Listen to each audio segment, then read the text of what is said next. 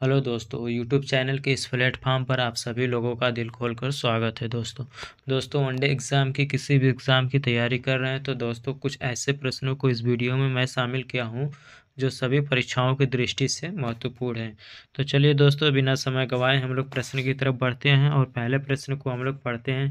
कह रहा है कि त्रिस्तरीय पंचायती राज व्यवस्था का विचार किसने रखा था।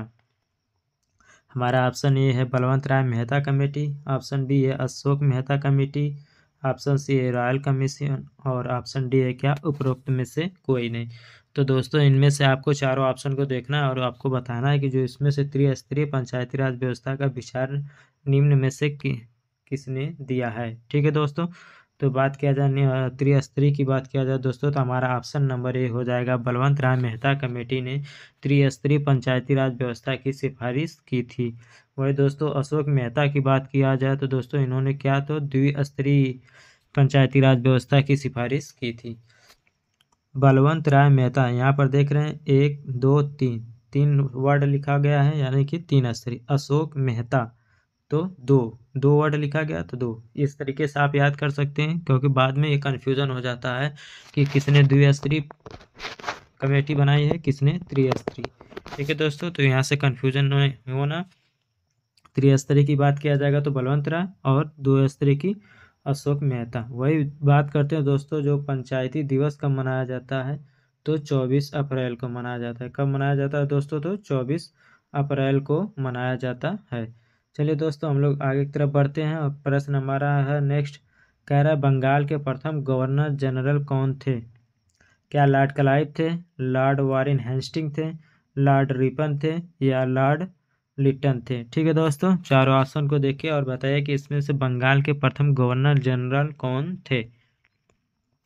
तो बात किया जाए दोस्तों बंगाल के पहले गवर्नर की, तो लॉर्ड क्लाइव कौन थे तो पहले गवर्नर थे क्यों। ठीक है दोस्तों, लेकिन वारेन हेस्टिंग कौन थे तो गवर्नर जनरल थे। क्या थे तो गवर्नर जनरल थे। ठीक है दोस्तों, तो यानी कि हमारा ऑप्शन नंबर क्या हो जाएगा, बी हो जाएगा सही, Warren Hastings. Warren Hastings Bengal के प्रथम गवर्नर जनरल थे। वही बात पूछता अगर बंगाल के केवल गवर्नर तो क्या होता हमारा तो लॉर्ड क्लाइव तब हो जाते। ठीक है दोस्तों, चलिए ध्यान दीजिएगा। वही लॉर्ड रिपन की बात किया जाए तो स्थानीय स्वशासन के जनक माने जाते हैं। स्थानीय स्वशासन के जनक की बात किया जाएगा तो लॉर्ड रिपन आ जाते हैं। चलिए दोस्तों आगे की तरफ हम लोग बढ़ते हैं। कह रहा एलोरा के कैलाश मंदिर का निर्माण कराया था। क्या राष्ट्रकूटों ने, वातापी के चालुक्यों ने, गंग शासकों ने या उपर्युक्त में से कोई नहीं। तो आपको बताना है दोस्तों जो एलोरा का कैलाश मंदिर है उसका निर्माण किसने कराया था। तो इसका जो सही जवाब हो जाएगा दोस्तों हमारा ऑप्शन नंबर ए, राष्ट्रकूटों ने। ठीक है दोस्तों, चलिए आगे हम लोग बढ़ते हैं। कह रहा है भगवान महावीर का प्रथम शिष्य कौन था। क्या जमाली थे, विपिन थे, योसूद थे या प्रभास थे। ये कब पूछा गया तो 47वीं बीपीएससी 2005 में प्रश्न पूछा गया था कि महावीर स्वामी जी का जो शिष्य कौन थे। तो उनके जो जमाली थे, उनके दामाद वही प्रथम उनके शिष्य बने थे। ठीक है दोस्तों, चलिए नेक्स्ट क्वेश्चन की तरफ हम लोग बढ़ते हैं। कह रहा है सूर्य की रोशनी से हम प्राप्त करते हैं। क्या विटामिन ए प्राप्त करते हैं, विटामिन बी प्राप्त करते हैं, विटामिन सी प्राप्त करते हैं या विटामिन डी प्राप्त करते हैं। तो दोस्तों आपको बताना है कि सूर्य की रोशनी से हमें कौन सी विटामिन प्राप्त होती है। तो यह बहुत ही सरल सा और सिंपल सा प्रश्न है दोस्तों कि हमारे जो सूर्य से है तो विटामिन डी की प्राप्ति होती है। ठीक है दोस्तों, चलिए आगे की तरफ हम लोग बढ़ते हैं। कह रहा है कि मानव शरीर में संक्रमण को रोकने में मदद करने वाला विटामिन है। मानव शरीर में संक्रमण को रोकने में मदद करने वाला विटामिन है। क्या विटामिन ए है, विटामिन बी है, विटामिन सी है या विटामिन डी है दोस्तों। तो जो वही संक्रमण की बात किया जाए तो दोस्तों विटामिन ए यानी कि हमारा ऑप्शन नंबर ए सही हो जाएगा।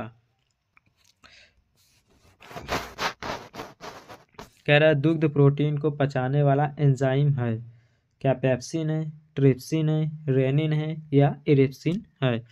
ठीक है दोस्तों, तो आपको बताना है जो दुग्ध प्रोटीन होता है उनके पाचन में कौन सा एंजाइम काम करता है? तो ऑप्शन नंबर सी जो है रेनिन जो होता है एंजाइम, ये दूध के पाचन में सहायक होता है दोस्तों। चलिए आगे की तरफ हम लोग बढ़ते हैं। कह रहा है कि भारत में अकबर का मकबरा कहाँ स्थित है? ठीक है दोस्तों, कह रहा है भारत में अकबर का मकबरा कहाँ स्थित है? क्या गौतम बुद्ध नगर में है, आगरा में है, प्रयागराज में है या गाजियाबाद में है?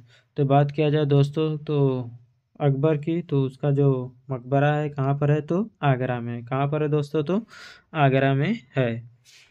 चलिए प्रश्न नंबर नेक्स्ट हम लोग देखते हैं। कह रहा है कि भारत के निम्नांकित राज्यों में से किसके 3 तरफ अंतर्राष्ट्रीय सीमा है? ठीक है दोस्तों, क्या हमारा असम है, नागालैंड है, त्रिपुरा है या बंगाल है? ठीक है दोस्तों, तो आपको बताना है दोस्तों कि ऐसा कौन सा राज्य है जिसके तीनों तरफ अंतर्राष्ट्रीय सीमा लगती है।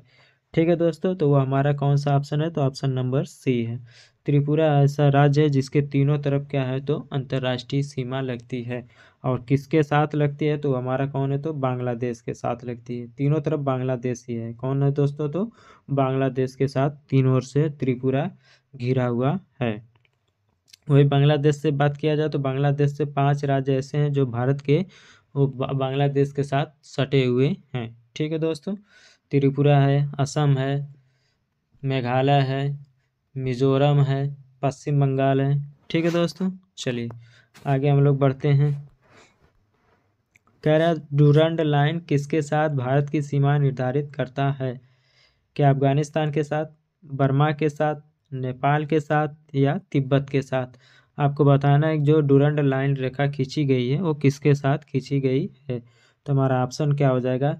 ए हो जाएगा दोस्तों। क्या हो जाएगा? तो अफगानिस्तान। ठीक है दोस्तों, वही अफगानिस्तान से बात किया जाए दोस्तों तो एकमात्र राज्य यूटी है जो लद्दाख, ये हमारे अफगानिस्तान से क्या है? तो सीमा बनाता है। ठीक है दोस्तों, चलिए आगे बढ़ते हैं। कह रहा है सिक्किम का भारत में विलय किसने किया था? लॉर्ड हेस्टिंग ने किया था, या लॉर्ड विलियम बेंटिंग ने किया था, या लॉर्ड डलहौजी ने किया था, या लॉर्ड ऑकलैंड ने किया था? तो दोस्तों आपको बताना है कि जो सिक्किम का है वो सिक्किम को भारत में विलय किसने किया था? तो बात किया जाए सिक्किम को तो दोस्तों 1890 ईस्वी में लॉर्ड डलहौजी ने भारत में इसका विलय किया था। किसने? तो लॉर्ड डलहौजी ने। कब किया था? तो 1890 में। कब किया था दोस्तों? तो 1890 में लॉर्ड डलहौजी ने सिक्किम को भारत में विलय किया था।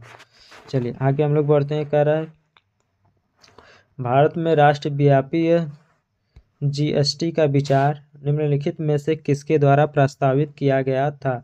क्या राजा चलैया समिति के द्वारा, रेखी समिति के द्वारा, कैलकट टास्क फोर्स के द्वारा या नरसिम्हा समिति के द्वारा? तो आपको बताना है जो राष्ट्रव्यापी जीएसटी, ठीक है दोस्तों, जीएसटी की बात किया जाए तो ये किसकी समिति के द्वारा बनाया गया है? तो इसका जो हमारा ऑप्शन नंबर है सी। क्या है दोस्तों? तो हमारा ऑप्शन नंबर सी केलकर समिति के द्वारा बनाया गया है। ठीक है दोस्तों, बात किया जाए जीएसटी की तो 101वां संविधान संशोधन है।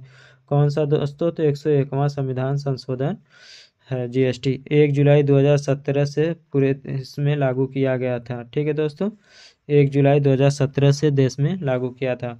और इसे आरंभ करने वाला कौन सा राज्य है? तो असम सबसे पहला राज्य है जिसने जीएसटी को शुरू किया था। जीएसटी कितने प्रकार के हैं? तो 0 है, 5 है, 5 प्रकार के हैं दोस्तों। ठीक है दोस्तों, चलिए आगे हम लोग बढ़ते हैं। निम्नलिखित में से किसने नालंदा बौद्ध विहार का निर्माण कराया था? क्या चंद्रगुप्त द्वितीय, स्कंदगुप्त प्रथम, कुमारगुप्त प्रथम या बुद्ध गुप्त?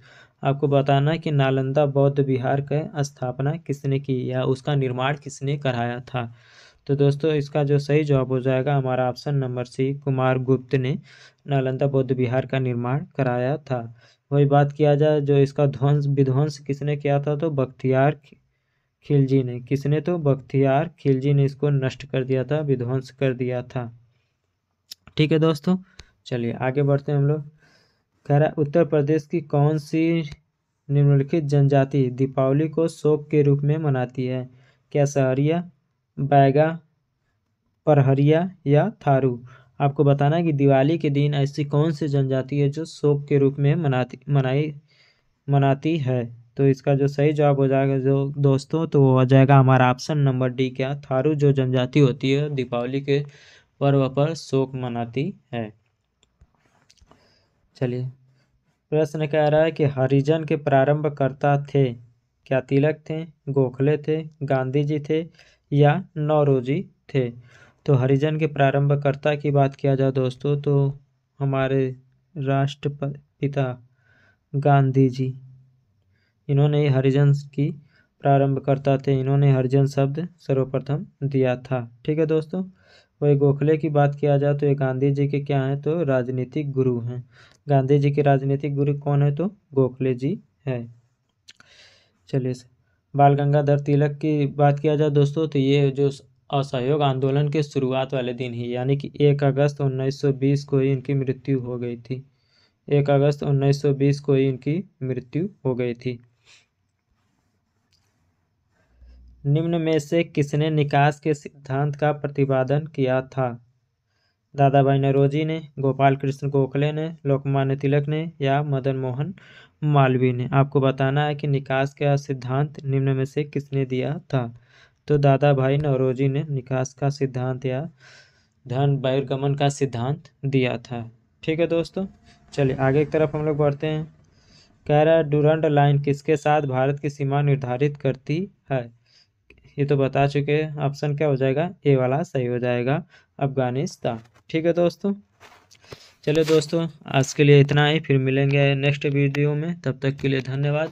अगर वीडियो पसंद आई हो तो दोस्तों में शेयर ज़रूर कीजिएगा, चैनल को सब्सक्राइब कर लीजिए और बेल आइकन को प्रेस कर लीजिए, जिससे कि हमारी आने वाली सभी वीडियो का नोटिफिकेशन आप तक पहुंचती रही दोस्तों।